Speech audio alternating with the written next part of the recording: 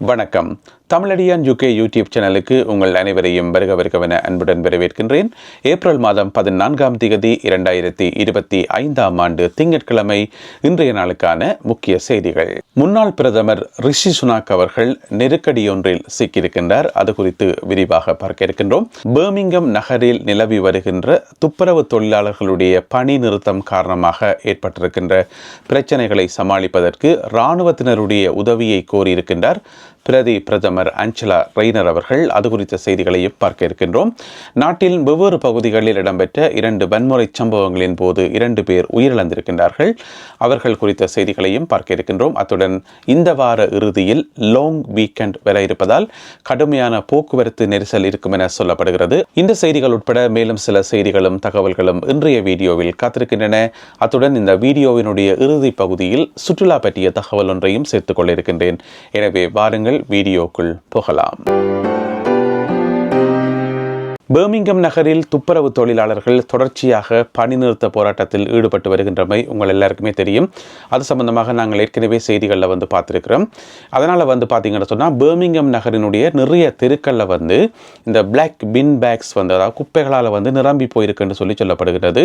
அதனால் துர்நாற்றம் வீசுறதும், எலிகள் அந்த பேக்குகளை கடித்து அந்த குப்பைகளை எல்லா இடமும் பரப்புறதும், தொற்று நோய்கள் பரவுறதுக்கான ஆபத்துகள் என்று சொல்லி நிறைய பிரச்சனைகள் அதனால் இருக்குது. ஆனால் இன்று வரைக்கும் அந்த துப்புரவு தொழிலாளர்களுடைய சம்பள பிரச்சனைகள் தீர்க்கப்படையில. அதனால அவர்கள் தொடர்ச்சியான முறையில் சுழற்சி அடிப்படையில் போராட்டத்தில் ஈடுபட்டு வருகிறார்கள். இப்போ பார்த்தீங்கன்னு சொன்னால் பிரதமர் ஆஞ்சலா ரெய்னர் அவர்கள் இராணுவத்தினருடைய உதவியை கோரியிருக்கின்றார். இராணுவத்தினர் அந்த குப்பைகளை அகற்ற வேண்டும் என அவர் கோரிக்கை வைத்திருக்கின்றார். எனவே அவருடைய கட்டளைக்கு அமைவாக இராணுவத்தினர், அதாவது பெரும் எண்ணிக்கையிலான இராணுவம் இல்லை, குறிப்பிட்ட ஒரு ஸ்மால் எண்ணிக்கையிலான இராணுவத்தினர் அந்த குப்பைகளை அகற்றுகின்ற முயற்சியில் ஈடுபட இருப்பதாக தகவல்கள் வெளியாகியுள்ளன. அதே நேரம் பார்த்தீங்கன்னு சொன்னால் அந்த துப்புரவு தொழிலாளர்களோட தொடர்ச்சியான முறையில் பேச்சுவார்த்தைகள் நடத்தப்பட்டு கொண்டு இருக்குது. இன்று மாலை வரை அந்த பேச்சுவார்த்தைகள் தொடர்ந்து இடம்பெற்று கொண்டு வந்தன. இருந்த போதிலும் கூட அரசாங்கத்தினால் முன்மொழியப்பட்ட சம்பள உயர்வை தொழிலாளர்கள் ஏற்றுக்கொள்ளவில்லை என சொல்லப்படுகின்றது.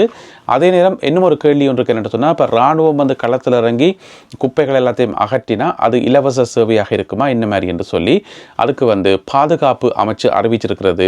இராணுவத்தினரை இந்த குப்பை அழுகின்ற பணியில் ஈடுபடுத்தப்பட்டால் அவர்களுக்கு பே பண்ணணும், நாங்கள் சார்ஜ் பண்ணுவோம் என்று சொல்லி பாதுகாப்பு அமைச்சால் சொல்லப்பட்டிருக்கிறது.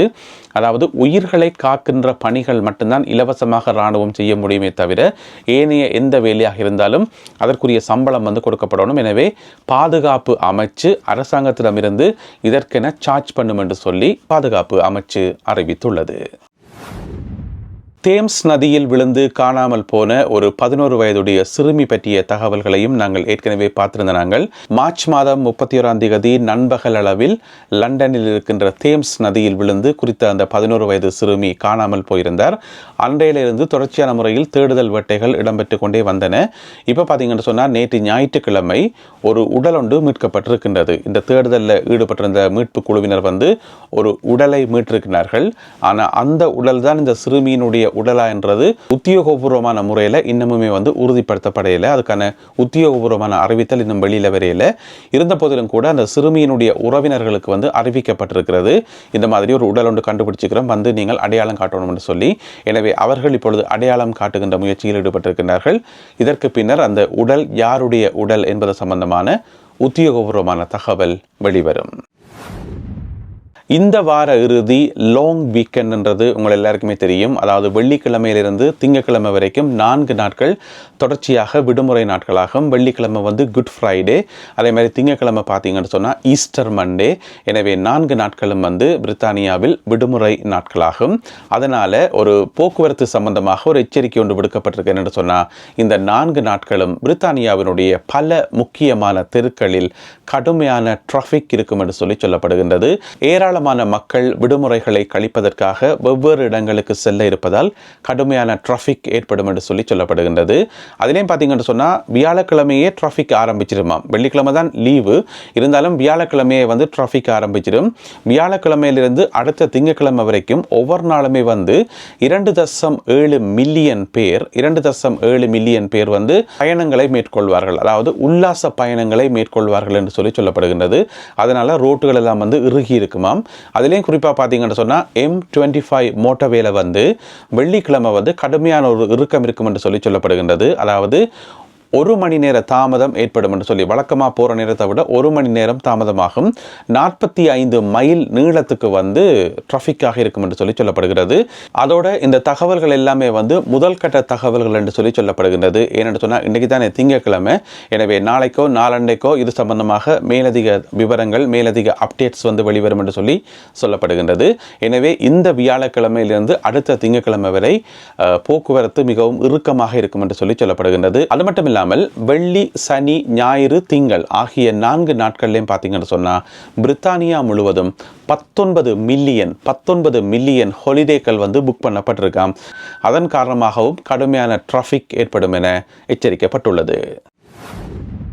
முன்னாள் பிரதமர் ரிஷி சுனாக் அவர்களுக்கு ஒரு சிக்கல் ஒன்று வந்திருக்கிறது.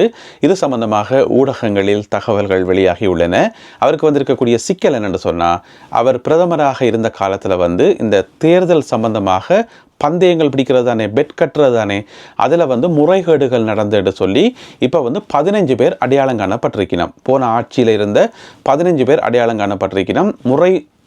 முறைகேடாக வந்து பந்தயம் பிடித்தார்கள் என்று சொல்லி அதில் வந்து மிக முக்கியமான ஒரு ஆளும் இருக்கிறார். அவர் யார் என்று சொன்னால், முன்னாள் பிரதமர் ரிஷி சுனாக் அவர்களுடைய நெருங்கிய தோழர் ஒருவரும் வந்து அதில் இருக்கிறார். அந்த 15 பேரில் அவருடைய பேர் பார்த்தீங்கன்னு சொன்னால் கிரெக் வில்லியம்ஸ் என்று சொல்லப்படுகின்றது. அவர் ஒரு பாராளுமன்ற உறுப்பினர், கிரெக்ஸ் வில்லியம் என்று சொல்லி. எனவே அவரும் வந்து அந்த 15 பேரில் ஒரு ஆள் என்று சொல்லப்படுகிறது. இந்த பந்தயங்கள் வந்து எப்படி நடக்கும் என்று சொன்னால், இப்போ தேர்தல் சம்பந்தமான ஒரு அறிவிப்பை வந்து அப்போதைய பிரதமர் ரிஷி சுனாக் அவர்கள் வெளியிட போறார் என்று சொன்னால், இன்ன திகதியில் வெளியிடுறது, இன்ன திகதியில் பாராளுமன்றத்தை கலைக்க போறோம் என்று சொல்லி முன்கூட்டியே டிசைட் பண்ணிடுவேன் தானே. அப்போ என்ன திகதியில் வந்து பாராளுமன்றம் கலைக்கப்பட போகுது என்று சொல்லி அப்போதைய பிரதமர் ரிஷி சுனாக் அவர்கள் தீர்மானிச்சிருப்பார். தன்னுடைய தீர்மானத்தை வந்து தன்னுடைய நெருங்கிய நண்பர்களுக்கு, நெருங்கிய அலுவலர்களுக்கு சொல்லியிருப்பார் தானே. எனவே அப்படியான தகவல்களை அவர்கள் வாங்கி கொண்டு, அந்த ரகசியமான தகவல்களை வச்சுக்கொண்டு வெளியில் வந்து பந்தயம் பிடிக்கிறது. ஏன்னு சொன்னால் அவர்களுக்கு தெரியும் அந்த திகதி.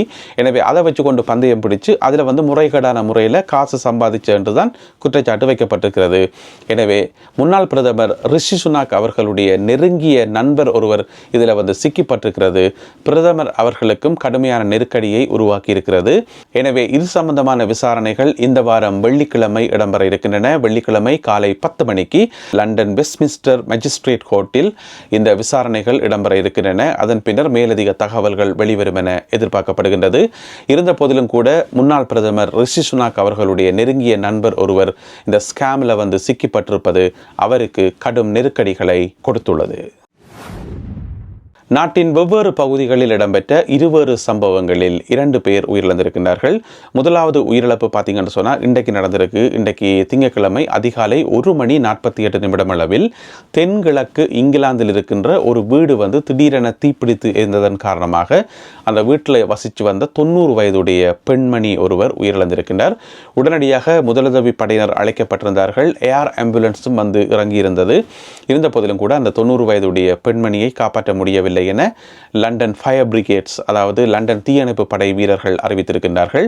இது முதலாவது சம்பவம் இன்று திங்கட்கிழமை அதிகாலை வேளையில் நடைபெற்ற சம்பவம். அடுத்த சம்பவம் பார்த்தீங்கன்னு சொன்னால் நொட்டிங்கம்ஷியர் பகுதியில் நடந்தது. கடந்த சனிக்கிழமை இரவு 8 மணி போல என்ன நடந்ததுன்னு சொன்னால், ஒரு வீட்டில் வந்து திடீரென்று ஒரு பெரிய வெடிப்பொண்டு ஏற்பட்டு அந்த வீடு அப்படியே கீழே இறங்கிட்டுது, அப்படியே கீழே தரமட்டமாகிட்டுது. அந்த வீட்டில் வசித்து கொண்டு வந்த 53 வயதுடைய ஒரு நபர், அவர் வந்து அந்த சம்பவத்தில் உயிரிழந்தவர். அவர் வந்து தன்னுடைய வீட்டை வந்து ஒரு ஒர்க் ஷாப்பாக பயன்படுத்தி வந்திருக்கார். அப்போ அதில் ஏற்பட்ட வெடிப்பு காரணமாக அந்த வீடு வந்து அப்படியே தரமட்டமாயிட்டுது. அது மட்டும் இல்லாமல் அந்த ஒரு வீடு வெடித்து சிதறினதன் காரணமாக அக்கம் பக்கத்தில் இருந்த 8 வீடுகளுக்கு வந்து கடுமையான சேதங்கள் ஏற்பட்டு 20க்கும் மேற்பட்ட கார்களும் வந்து கடுமையான முறையில் சேதமடைந்ததாக சொல்லப்படுகின்றது. அக்கம் பக்கத்தில் வசித்தவர்கள் உடனடியாக வேறு இடங்களுக்கு மாற்றப்பட்டு தற்காலிக வசிப்பிடங்களில் குடியமர்த்தப்பட்டிருந்தார்கள். இது வந்து சனிக்கிழமை இரவு 8 மணி அளவில் நடைபெற்றிருக்கின்றது. இதிலே 53 வயதுடைய நபர் ஒருவர் கொல்லப்பட்டிருந்தார். இன்று நடைபெற்ற சம்பவத்தில் 90 வயதுடைய பெண்மணி ஒருவர் உயிரிழந்துள்ளார். அடுத்ததாக சுற்றுலா பற்றிய ஒரு தகவல். இது தென்கிழக்கு இங்கிலாந்தில் இருக்கின்ற கேன்டர்பரி நகரம் பற்றிய ஒரு தகவல். நீங்கள் ஒரு நாள் ட்ரிப் கொண்டு போகணும்னு சொன்னால், ஒரு டே ட்ரிப் கொண்டு போகணும்னு சொன்னால் இந்த நகரத்தை நீங்கள் தெரிவு செய்ய முடியும்.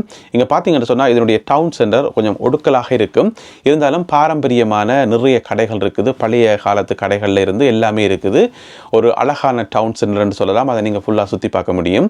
அது மட்டும் இல்லாமல் இங்கே பார்த்தீங்கன்னு சொன்னால் ஒரு வெஸ்ட் கேட் கார்டன் என்று சொல்லி ஒரு கார்டன் இருக்குது. அதனுடைய 2 பக்கம் பார்த்தீங்கன்னு சொன்னால் நிறைய பூமரங்கள் எல்லாம் வளர்க்கப்பட்டு அந்த நடுவில் ஒரு ஆறு எல்லாம் அவ்வளவு அழகாக இருக்கும். பார்க்குறதுக்கு அவ்வளோ சூப்பராக இருக்கும். எனவே நீங்கள் ஒரு டே ட்ரிப் ஒன்றை பிளான் பண்ணுறீங்கன்னு சொன்னால் கென்ட் பகுதியில் இருக்கின்ற கேன்டர்பரி நகரம் மிகச்சிறந்த தெரிவாக இருக்கும்.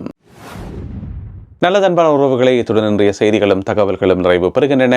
மீண்டும் மற்றொரு வீடியோவில் உங்களை சந்திக்கின்றேன். அதுவரை நன்றி, வணக்கம்.